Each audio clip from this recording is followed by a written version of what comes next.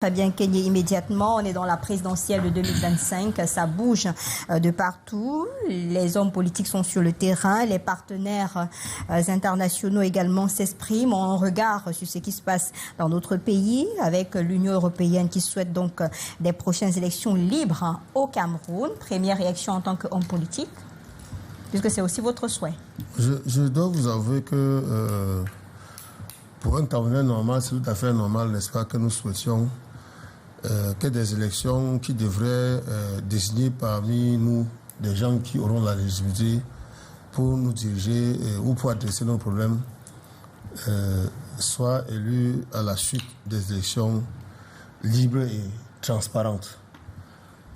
Malheureusement, force est de constater que rendu au contexte camerounais, ces expressions ou ces souhaits, n'est-ce pas, de l'Union européenne particulièrement, ne peuvent être que des vœux pieux, c'est-à-dire des rêves.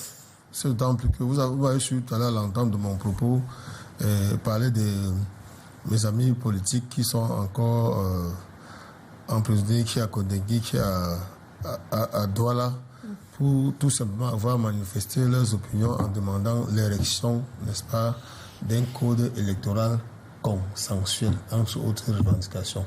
Pour cela, ils ont payé 7 ans de leur vie. Ils sont déjà pratiquement à 5 ans en prison. Pour la suite, vous imaginez, les élections en Afrique, pour la plupart, ont toujours conduit à des conflits fratricides qui ont entraîné des pertes en vie. Partout, hein. Pratiquement, surtout dans les pays francophones, si vous voulez.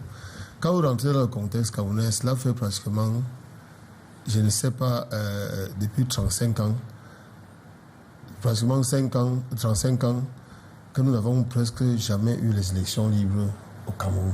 C'est ce que vous dites, dans l'intervalle, je parle des faits, hein, vous pouvez les vérifier. Dans l'intervalle, même l'opposition, au rang desquels le PCN, dont je voudrais saluer le Congrès, n'est-ce pas, qui n'a pas été interdit par les serpents ou les abeilles.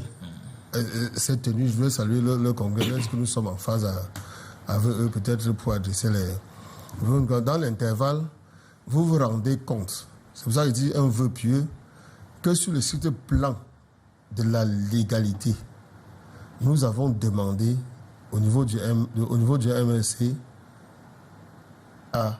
au directeur de l'élection Cameroun, par rapport aux élections présidentielles futures que vous avez évoquées, de publier la liste électorale nationale telle que prévue par l'article 80 du Code électoral. À date, cela n'est pas fait et nous en sommes à pratiquement 6 mois après, n'est-ce pas, le 30 décembre 2024, date à laquelle il avait l'obligation légale de le faire. Il ne l'a pas fait. Nous avons, puisque le MSC se veut, ou un parti légaliste, saisi le Conseil constitutionnel, la personne qui a la plénitude de compétence, la compétence de sa compétence en matière électorale, pour lui demander de dire à ce monsieur Éric Essousset, directeur général de l'élection Cameroun, de publier la liste électorale nationale. Il a dit que ça devait être fait. Il nous a répondu que ce n'était pas de sa compétence. Toujours légaliste, nous avons dit, si ce n'est pas lui, nous sommes rentrés saisir la cour d'appel du centre qui nous a renvoyé.